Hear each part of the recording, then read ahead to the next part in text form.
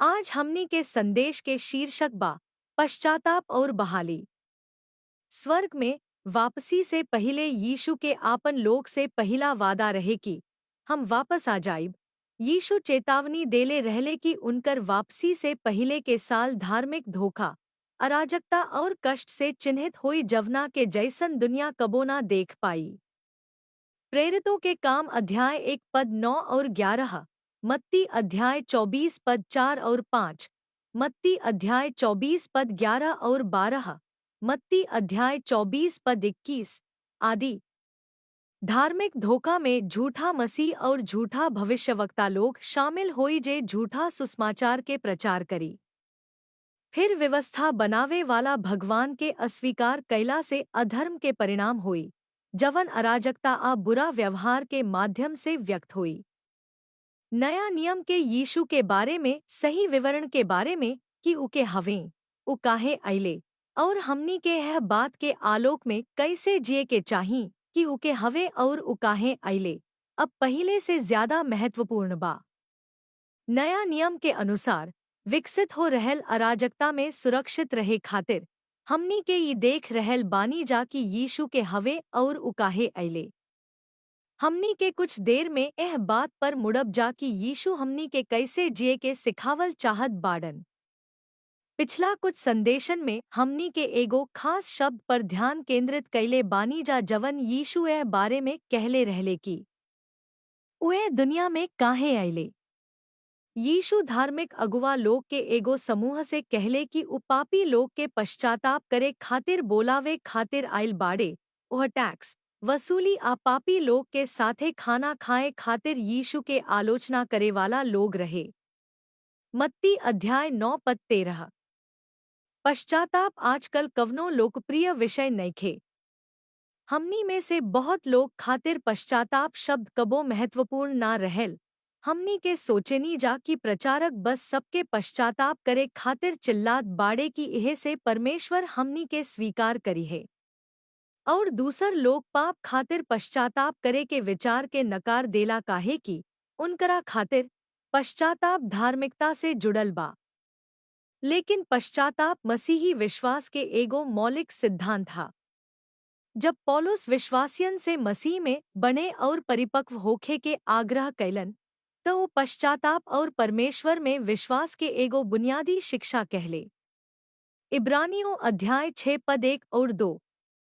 पश्चाताप एगो मसीही बने के पहिला कदम हा और एगो स्वस्थ आध्यात्मिक जीवन के एगो महत्वपूर्ण हिस्सा हा। ऐसे हमनी के एकरा बारे में बात करे के चाही। आई पाप और पश्चाताप शब्दन के साफ साफ परिभाषित कैल जाव जैसन की बाइबल में इस्तेमाल कैल गैल बा। पाप एगो ऐसन काम ह जवन परमेश्वर के नियम, परमेश्वर के नैतिकता के मानक, सही और गलत के उल्लंघन हा। जब रौवा पाप करेनी त रौवा अपना मानक के परमेश्वर से ऊपर रख के परमेश्वर से स्वतंत्रता चुनेनी। यशाया अध्याय 53 पद 6, पहिला यूहन्ना अध्याय 3 पद 4। पश्चाताप के मतलब होला पाप से भगवान के ओर मुड़ल। ई एगो नैतिक काम ह। ई पहचानल कि रौवा जवन कर रहल बानी उ गलत बा, और फिर गलत से मुड़ के सही करे के चुनल परमेश्वर के नैतिकता के मानक, उनकर सही और गलत के मानक के अनुसार। पश्चाताप खाली एगो नया पत्ता पलटल, खराब आदत छोड़ल और अपना जीवन के साफ कैल ही ना हा। ई तत्व पश्चाताप में शामिल बा, लेकिन अकेले ई तत्व बाइबल के पश्चाताप ना हा। पश्चाताप के बाद तब व्यावहारिक ना लागेला जब हमनी के सब केहू के असली समस्या होखे, आओ समस्या के असली समाधान के जरूरत होला। लेकिन हमनी के सामना करे वाला सब समस्या के संगे मानव जाति के सबसे बड़ समस्या के मुकाबले ई फीका पड़ जाला। हमनी के परमेश्वर से कट गईल बानी जा और पाप के वजह से अपना बनावल उद्देश्य से भटक गईल बानी जा। रोमियो अध्याय 3 पद 23, रोमियो अध्याय 6 पद 23। इंसान भगवान के बेटा बेटी बने खातिर बनावल गईल बा। हमनी के मतलब बा कि हमनी के भीतर परमेश्वर, उनकर आत्मा, उनकर अनंत जीवन रहे और फिर हमनी के जिए के तरीका से हमनी के आसपास के दुनिया में उनकरा के प्रतिबिंबित करे के। पाप भगवान से हमनी के रिश्ता असंभव बना देले बा। हमनी के अब उनकर परिवार के लायक नइखी जा आना ही उनकर महिमा के प्रतिबिंबित करे में सक्षम बानी जा। हमनी के पाप के वजह से हमनी के उनुका से अनंत विरह के बर्बाद हो गईल बानी जा। यीशु पाप के बलिदान के रूप में मर के हमनी के पाप के सजा और शक्ति से बचावे खातिर धरती पर आइले। अपना मौत और जी उठला के माध्यम से यीशु हमनी के परमेश्वर से मेल मिलाप करे के रास्ता खोलले बाडन और उनकरा में विश्वास के द्वारा सृष्टि खातिर हमनी के उद्देश्य यीशु द्वारा बहाल कइल गइल बा। लूका अध्याय 19 पद 10, पहला तीमुथियुस अध्याय 1 पद 15, मत्ती अध्याय 1 पद 21। पश्चाताप परमेश्वर के साथे मेल मिलाप होखे और यीशु के माध्यम से उनकरा साथे रिश्ता में बहाल होखे के बारे में हा। पश्चाताप और बहाली के बीच के संबंध के बारे में आज रात हमनी के औरी बहुत कुछ चर्चा करे के बा।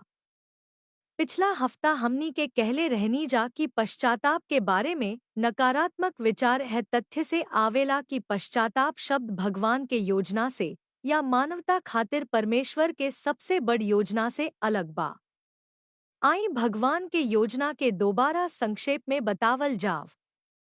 इफिसियों अध्याय 1 पद 4 और 5, बहुत पहले दुनिया के रचना होखे से पहले भी परमेश्वर हमनी से प्रेम कैले रहलन और हमनी के मसीह में अपना नजर में पवित्र और निर्दोष बने खातिर चुनले रहलन। उनकर अपरिवर्तनीय योजना हमेशा से रहल बा कि उ हमनी के अपना लगे ले आवस और यीशु मसीह के माध्यम से हमनी के अपना परिवार में अपनावस। ऐसे उ प्रसन्न बा। ध्यान दी कि परमेश्वर के योजना बा कि उ बेटा बेटी के रचना करस जवन पवित्र होखे और उनकरा नजर में निर्दोष होखे। पवित्र के अनुवाद कइल गइल ग्रीक शब्द में पाप से अलग होखे के विचार बा, नैतिक रूप से शुद्ध, ईमानदार, दिला जीवन में निर्दोष। बिना दाग के अनुवाद कइल गइल ग्रीक शब्द के मतलब होला निर्दोष, बिना दाग के। भगवान के खोजे के बाद पवित्र आ निर्दोष होखे के। परमेश्वर मनुष्य के ई जान के बनवले कि हमनी के पाप के माध्यम से उनकरा से आजादी के चुनाव कर सकेली और उनकरा के बहाल करे के योजना तैयार कईले उस सब लोग खातिर जे यीशु के माध्यम से उनकरा लगे वापस आवे के चुनेला। यीशु त्रिमूर्ति के दूसरा प्राणी मानव शरीर धारण कैलन और पाप खातिर सही बलिदान के रूप में मरला खातिर यह दुनिया में पैदा भइलन। यीशु के मौत हमनी के ओर से ईश्वरीय न्याय के संतुष्ट कईलस। अपना मौत के माध्यम से यीशु हमनी के अपराध के दूर कर दहलन और परमेश्वर खातिर रास्ता खोल दहलन कि उ हमनी के माफ करस, बिना ओ के न्याय के मानक के उल्लंघन कैल। यीशु जवन कैले बाडन ओकरा वजह से पापी आदमी के परमेश्वर के नजर में पवित्र और निर्दोष बनावल जा सकेला। हमनी के धर्मी बनावल जा सकेला। हमनी के खातिर पिता परमेश्वर यीशु के पाप बनवले जे पाप के ना जानत रहले, ताकि हमनी के उनुका में परमेश्वर के धार्मिकता बन सकीले। दूसरा कुरिन्थियों अध्याय 5 पद 21। धार्मिकता एगो ऐसन शब्द से आवेला जवना के मतलब होला चरित्र भा कर्म में सही होखल। ई शब्द पहले धर्म के रूप में लिखल गयल रहे। यीशु कष्ट उठवले और हमनी के पाप खातिर आपन जान देले। इना खाली हमनी के परमेश्वर के साथे सही बनावेला, बल्कि हमनी के परमेश्वर के साथे संबंध में भी बहाल करेला। यीशु हमनी के सब विचार, इरादा, बात और काम में सही बनावे खातिर मरलन, ताकि हमनी के चरित्र और व्यवहार में धर्मी या सही होखी जा।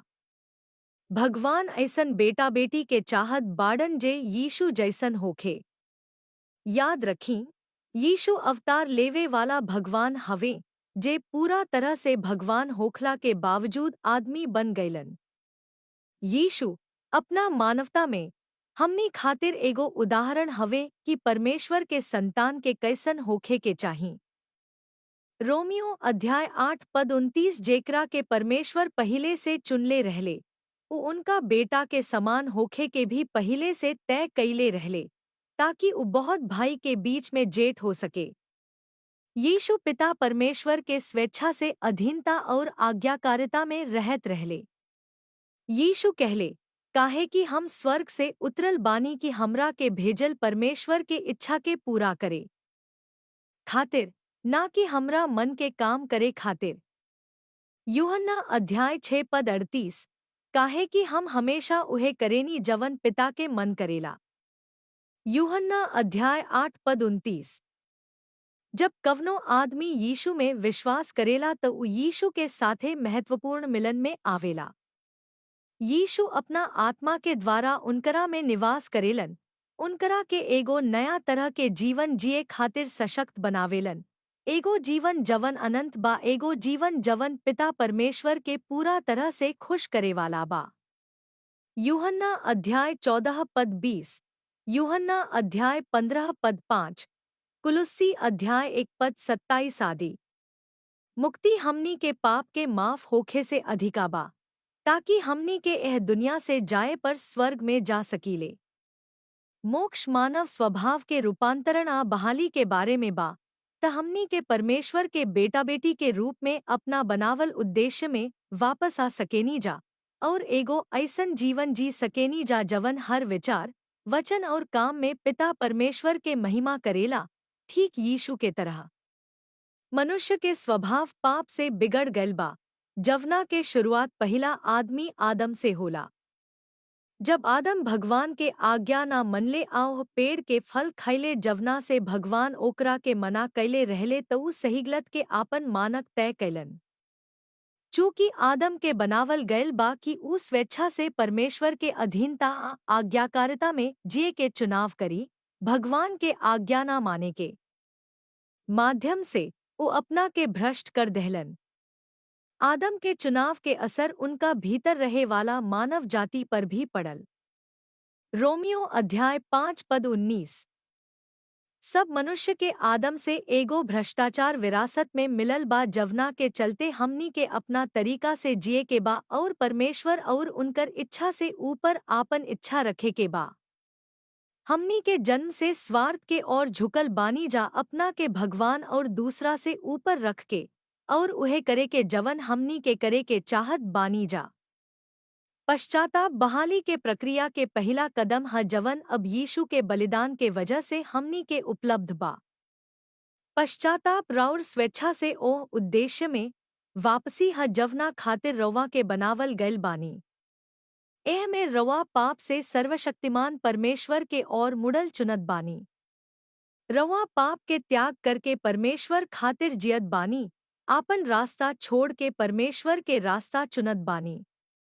मत्ती अध्याय 16 पद 24 यीशु कहले, अगर केहू हमार चेला बने के चाहत बा तो अपना के नकार देवे, यानी कि अनदेखी करे, आपन रास्ता छोड़ के परमेश्वर के रास्ता चुने और आपन क्रूस उठा के हमरा पीछे चले, कस के चिपकल रहे हमसे, अपना जीवन में हमरा उदाहरण के पूरा अनुरूप रही, आ जरूरत पड़ला पर हमरा खातिर आपन जान तक देवे के तैयार रही। भगवान मानव जाति के स्वतंत्र इच्छा देले, रौरा के स्वेच्छा से अधीनता आज्ञाकारिता में जिए खातिर बनावल गयल बा। सच्चा आजादी भगवान के आज्ञाकारिता में मिलेला। यीशु उनकरा पर विश्वास करे वाला लोग से कहले, अगर रौवा हमार शिक्षा के पालन करत रहब त रौवा सचमुच हमार चेला हई और सच्चाई रौवा के आजाद कर दीही। यूहन्ना अध्याय 8 पद 31 और 32 पाप बंधन ले आवेला, आज्ञाकारिता से आजादी मिलेला। प्रेरित पौलुस लिखले बाड़न, का रौवा नइख जानत कि जेकरा से रौवा प्यार करेनी उ रौवा के मालिक बन जाला। रौवा पाप करे के चुन सकत बानी जवन मौत के ओर ले जाला, या रौवा परमेश्वर के आज्ञा माने के चुन सकत बानी और उनकर इच्छा पा सकत बानी। रोमियो अध्याय 6 पद 16 पश्चाताप और बहाली मिलके काम करेला। पश्चाताप एगो बदलाव है जवन रौवा के करे के पड़ी, काहे कि रौवा लगे स्वतंत्र इच्छा बा। बहाली एगो बदलाव ह जवन भगवान करेले, काहे कि बहाली खातिर कुछ अलौकिक चीज के जरूरत होला। हमनी के अपना बनावल उद्देश्य में बहाल होखे खातिर पाप के माफी से अधिका के जरूरत बा। हमनी के परमेश्वर के आत्मा से अनंत जीवन के जरूरत बा। यीशु हमनी के पाप खातिर बलिदान के रूप में मौत के सहले ताकि इस संभव होखे। जब हमनी के पश्चाताप करेनी जा और पाप से आज्ञाकारिता में मुड़ जानी जा, त सर्वशक्तिमान परमेश्वर हमनी के बहाल कर स्केल या अपना आत्मा के द्वारा हमनी के भीतर निवास करेलन, आ नया जन्म के माध्यम से हमनी के आपन बेटा बेटी बनावेला। तब जब हमनी के उनकर बात मानत बानी जा त उ धीरे धीरे हमनी के नया सिरा से बदले लागेले। यूहन्ना अध्याय 1 पद 12 और 13, यूहन्ना अध्याय 3 पद 3 और 5, फिलिप्पियों अध्याय 2 पद 12 और 13। रवा पूछ सकेनी, का हमरा हर पाप खातिर पश्चाताप करे के पड़ी? बात ई नइखे कि हर पाप के सूचीबद्ध कइल जाव। बात ई बा कि पाप से भगवान के आज्ञाकारिता में स्वेच्छा से मुड़ल जाव। जैसे जैसे रवा बढ़त जानी आ परिपक्व होखत जानी, रवा अपना जीवन, व्यवहार, नजरिया, विचार के चीजन के तेजी से पहचानत जानी, जवना के बदले के जरूरत बा। और ओह समय में पश्चाताप उचित बा जवन प्रतिबद्धता रवा तब गलत महसूस करत रहनी, ओकरा से मुड़ के जवना के रवा अब सही जानत बानी। पाप से प्रभु के और राउर शुरुआती मोड़ के उनकर मानक के सामने आत्मसमर्पण करे और उनकर आज्ञा के पालन करे खातिर रोजमर्रा के चुनाव से मजबूत करे के चाही। पश्चाताप जीवन के एगो तरीका हा। कुछ लोग कह सकेला कि पश्चाताप के उद्धार और बहाली के प्रक्रिया में पहला कदम कह के ई परमेश्वर के कृपा से दूर कर देला, काहे कि पश्चाताप एगो ऐसन काम है जवन हमनी के करे के चाही और हमनी के विश्वास के माध्यम से अनुग्रह से उद्धार होला, अपना काम से ना। लेकिन पश्चाताप खुद भगवान के वरदान हा और उनकर कृपा के अभिव्यक्ति हा। हमनी में से केहू पहिले प्रभु के और ना मुड़त जब तक कि वो हमनी के अपना आत्मा से ना खींच लेवे। यूहन्ना अध्याय 6 पद 44, यीशु कहले, जब तक हमरा के भेजे वाला पिता ओकरा के ना खींच के हमरा लगे आवे के इच्छा ना देवे, तब तक केहू हमरा लगे ना आ सकेला। रोमियो अध्याय 2 पद 4 का रवा धन के खातिर परमेश्वर के दया, सहनशीलता और धैर्य के तिरस्कार करेनी, इना जानत कि परमेश्वर के दया रवा के पश्चाताप के ओर ले जाला। भगवान के पवित्र आत्मा हमनी के स्वतंत्र इच्छा के उल्लंघन कैले बिना हमनी के प्रभु के भलाई और दया के साथे साथे उनकरा खातिर हमनी के जरूरत भी देखा के हमनी के प्रभावित करेला। केहू भी ई कहे में सक्षम नइखे कि यीशु प्रभु हवे बिना पवित्र आत्मा के। पहला कुरिन्थियों अध्याय 12 पद 3। ध्यान दी कि पतरस पश्चाताप के बारे में का कहले रहले जब वो बतावत रहले कि का भइल। पहिला बेर एगो गैरयहूदी परिवार के यीशु के प्रचार कैले। ई कुरनेलियुस अवुरी उनुकर परिवार रहले। पतरस कहले कि जब वो बोलत रहले त पवित्र आत्मा गैरयहूदी लोग प आइल, ठीक ओसही जई से उ शुरू में प्रेरित लोग प देखले रहले। प्रेरितों के काम अध्याय 11 पद 18, जब वो लोग ही सुनले तो वो लोग परमेश्वर के स्तुति कइले की, तब साफ साफ परमेश्वर गैरयहूदी लोग के भी पश्चाताप देले बाड़े जवन जीवन के ओर ले जाला। पश्चाताप जवना के परिणामस्वरूप आदमी के अनंत जीवन मिलेला। ध्यान दी कि पतरस पश्चाताप के परमेश्वर के एगो वरदान कहले बाड़न जवन अनंत जीवन में ले जाला, जवना के परिणाम अनंत जीवन मिलेला। पौलुस भी परमेश्वर के और पश्चाताप और प्रभु यीशु में विश्वास के प्रचार कैलन और उएकरा के परमेश्वर के अनुग्रह के सुसमाचार कहले। प्रेरितों के काम अध्याय 20 पद 20 और 21, प्रेरितों के काम अध्याय 20 और 24। पश्चाताप आ विश्वास एक दूसरा से जुड़ल बा। अकेले विश्वास ही तोहरा के ना बचाई। याकूब अध्याय 2 पद 19 का रवा मानत हई कि परमेश्वर एके हउवे। खैर, काहे कि अकेला विश्वास करे वाला हर आदमी भी नरक में दर्द में बा। नया नियम के शुरुआत से लेके अंत तक पश्चाताप परिवर्तन खातिर मौलिक बा। ई उहे ह जवन आदमी के मसीही बनावेला, परमेश्वर के संतान के रूप में जिए खातिर। यीशु अपना सेवा के शुरुआत पश्चाताप और सुसमाचार में विश्वास के शब्दन से कैलन। मरकुस अध्याय 1:15। यीशु के निर्देश के पालन करत प्रेरित लोग पाप से पश्चाताप और परमेश्वर में विश्वास के संदेश सिखवले, जवना के परिणामस्वरूप पाप से मुक्ति मिलल। लूका अध्याय 24:46 और 48, प्रेरितों के काम अध्याय 2:38, प्रेरितों के काम अध्याय 17:30, प्रेरितों के काम अध्याय 20:21 और 24। जब हमनी के प्रेरितों के काम के किताब पढ़ेनी जा त हमनी के पाता चलेला कि प्रेरित लोग यह प्रचार ना कैले, बस अपना दिल में यीशु से बात करी और उद्धार पाई, ना त फेर से आत्मा में पैदा हुई के जरूरत बा। जब रौवा पश्चाताप और विश्वास के द्वारा पाप से परमेश्वर के ओर मुड़ जाइब, त परमेश्वर अपना आत्मा से रौवा के भीतर रहेलन और रौवा नया जन्म लेत बानी, आध्यात्मिक रूप से जन्म लेत बानी। यूहन्ना अध्याय 3:3 और 5। नया नियम के अंत में यीशु मसीही लोग से बात करत बाडन, उनकरा के पश्चाताप करे खातिर बोलावत बाडन।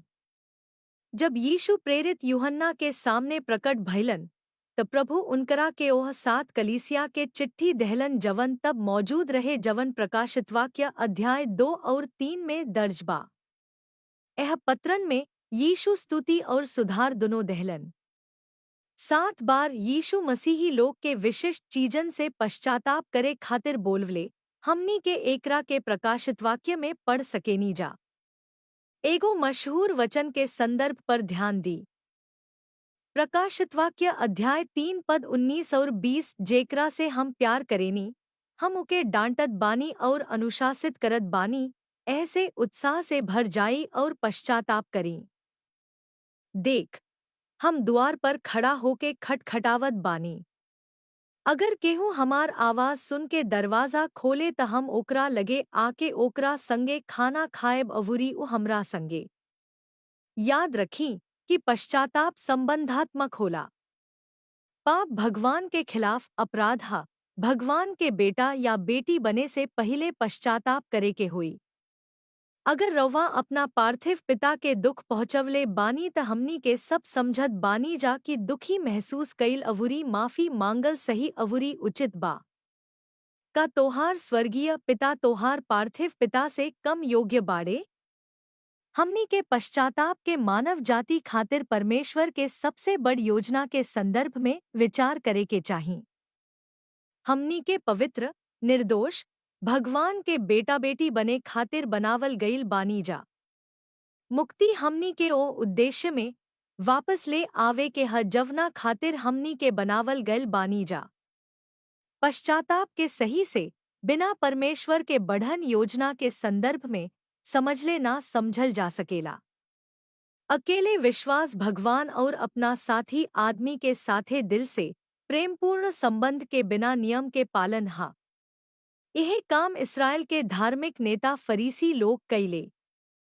यीशु ओ लोग से कहले, हे शास्त्री आ फरीसी, पाखंडी लोग, तोहनी पर हाय।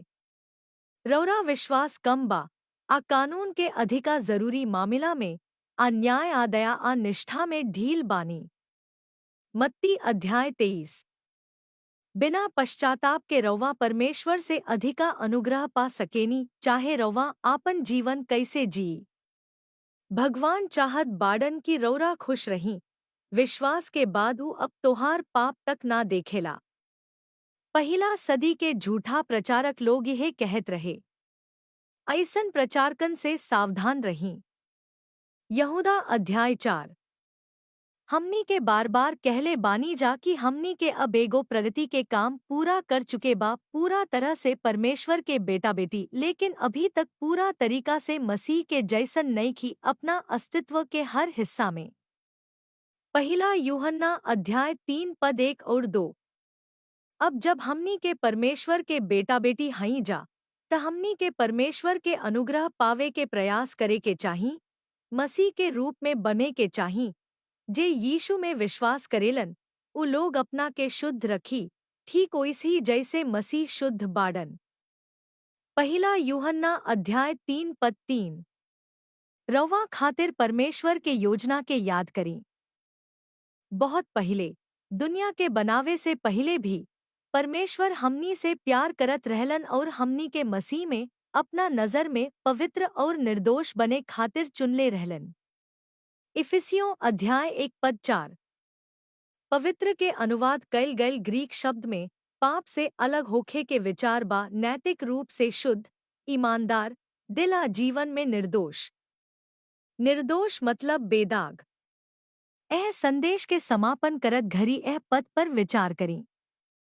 कुलुस्सी अध्याय 1:21 और 23 आ रौवां जे कबो रौवा के दिल में परमेश्वर के खिलाफ विद्रोह रहे, बुराई करत रहनी, भगवान अब रौवा से यीशु के मौत के माध्यम से रौवा से मेल मिलाप कर लेले बाड़न, ताकि रौवा पवित्र हो जाइब और निर्दोष होके परमेश्वर के सामने ले आवल जाइब, अगर रौवा सचमुच यीशु में विश्वास करेनी। यहूदा अध्याय 24 और 25। अब जब वो रौवा के ठोकर से बचावे में सक्षम बाड़े और बहुत खुशी से रौवा के अपना महिमा के सामने धर्मी ठहरावे में सक्षम बाड़े। एकलौता परमेश्वर, हमनी के उद्धारकर्ता, हमनी के प्रभु यीशु मसीह के माध्यम से जवन महिमा आवेला, उनकर महिमा होखे अब और हमेशा खातिर। यह दोनों पद में से हर एक में बेदाग अनुवाद कइल गइल शब्द उहे ग्रीक शब्द ह जवन इफिसियों अध्याय 1:4 में इस्तेमाल कइल गइल बा, बिना दाग के, बिना दोष के।